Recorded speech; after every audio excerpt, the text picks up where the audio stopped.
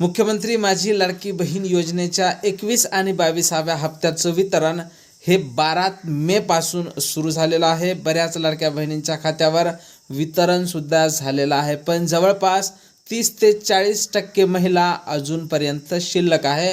आज हप्ते वितरणाचा 5वा दिवस आहे आणि मिळालेल्या माहितीनुसार आज मोठ्या प्रमाणात वितरणही होणार आहे।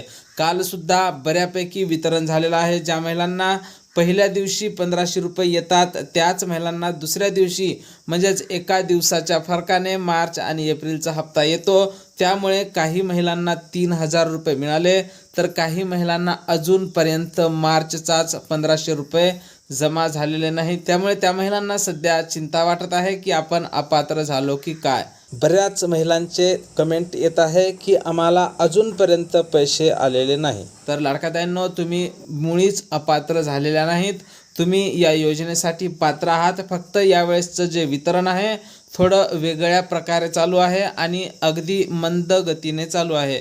त्यामुळे तुम्ही चिंता करू नका। मिळालेल्या माहितीनुसार आज मोठ्या प्रमाणात उरलेल्या महिलांना या हप्त्याचं वितरण होईल। आज सुद्धा काही महिलांना पैसे नाही आले तर सोमवारला सुद्धा पैसे जमा होणार आहे।